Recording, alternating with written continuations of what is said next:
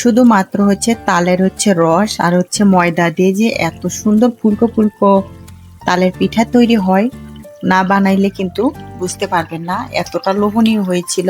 যতটা সফট হয়েছে খেতেও কিন্তু মাশাআল্লাহ অনেকটাই দুর্দান্ত ছিল। হাই গাইস, আসসালামু আলাইকুম ওয়া রাহমাতুল্লাহি ওয়া বারাকাতুহু। Welcome back to my channel Mariam's blog. আপনারা সবাই কেমন আছেন? আশা করছি যাই যেখানেই আছেন অনেক ভালো আছেন। আমরাও আল্লাহর রহমতে অনেক ভালো আছি। আজকে হচ্ছে আমি তালের হচ্ছে রস দিয়ে আমি আজকে হচ্ছে পোয়া পিঠা তৈরি করব। চলুন দেখা যাক কিভাবে আমি এই পোয়া পিঠাটি তৈরি করি। প্রথমে একটা আমি মিক্সিং বল নিলাম, দিয়ে দিলাম হচ্ছে হাফ কাপ পরিমাণ চিনি। এখন আমি দিয়ে দিব হচ্ছে তালের রস।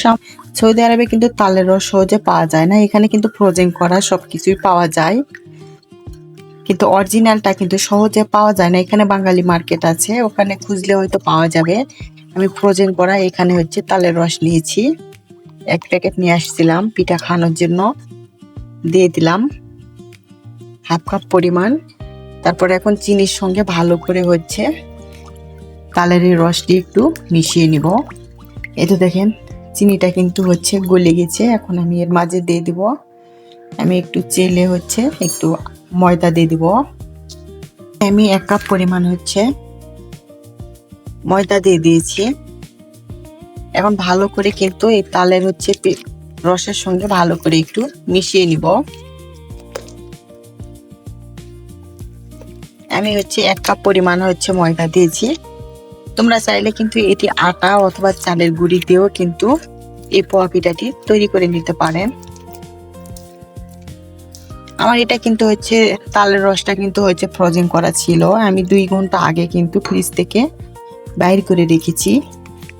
এটা কিন্তু কখনোই ঠান্ডা দিতে যাবেন না, এটা কিন্তু স্বাভাবিক হচ্ছে রসটা হচ্ছে দিতে হবে।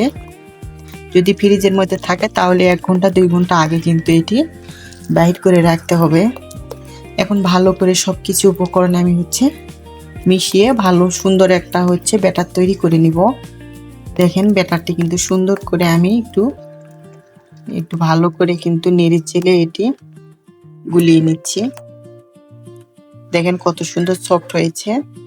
দেখেন এখন আমি এর মাঝে দিয়ে দিব বেকিং পাউডার। কি পরিমাণে দিচ্ছি দেখলে কিন্তু বুঝতে পারবেন। এখন ভালো করে বেকিং পাউডারটি সবগুলির সঙ্গে ভালো করে মিশিয়ে নিব।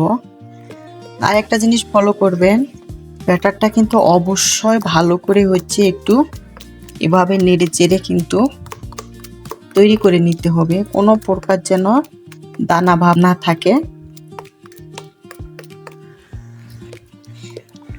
তোমরা চাইলে কিন্তু এটি হাত দিয়েও হচ্ছে ব্যাটারটি তৈরি করে নিতে পারেন, এতে আরো ভালো কিন্তু ফলাফল পাবেন। আমি এইভাবে হচ্ছে ভালো করে নেড়ে চেড়ে নিচ্ছি। যত এটি ভালো করে নেড়ে চেড়ে নেবেন তত কিন্তু পোয়া পিঠাটি ফুলবে।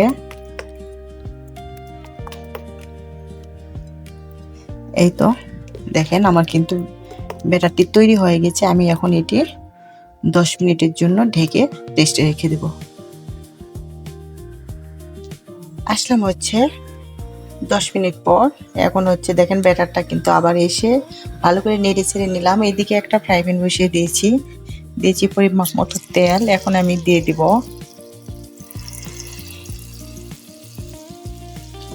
পিঠাগুলি অনেক ছোট ছোট করে তৈরি করে নিব। দেখেন অনেকটাই ফুলকো ফুলকো হচ্ছে, দেখেন অনেকটাই কিন্তু ফুলে উঠছে মাশাআল্লাহ। এই তো 1 পিস ভেজে নিলাম। পুনরায় হচ্ছে আমি আরেক পিস বানিয়ে দেখাচ্ছি।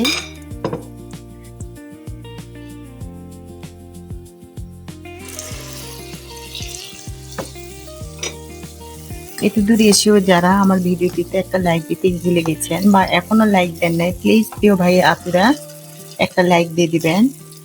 আর আমার রেসিপিটি যদি ভালো লেগে থাকে তাহলে বন্ধুদের সঙ্গে শেয়ার করে দিবেন। আমার এরকম সহজ সহজ রেসিপি পেতে আমার চ্যানেলটি সাবস্ক্রাইব করে সবাই আমার পাশেই থাকবেন। দেখেন কত সুন্দর ফুলকো ফুলকো হচ্ছে তালের হচ্ছে পিঠাগুলি। আমি এভাবে ছোট ছোট করে সবগুলি পিঠা হচ্ছে তৈরি করে নিয়ে আসছি।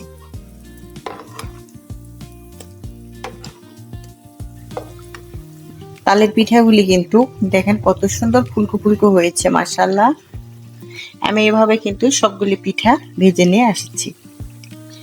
দেখেন পিঠাগুলি কিন্তু সবগুলি ভাজা হয়ে গেছে, অনেক সুন্দর ফুলকো ফুলকো হয়ে গেছে, মাশাআল্লাহ। এখন আমি সবগুলি উঠিয়ে নিব।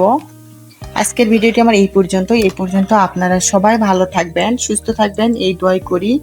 আমাদের জন্য দোয়া করবেন। আসসালামু আলাইকুম ওয়া রাহমাতুল্লাহি ওয়া বারাকাতুহু। আবার আসবো নতুন একটা রেসিপি নিয়ে। এই পর্যন্ত সবাই ভালো থাকবেন। আল্লাহ হাফেজ।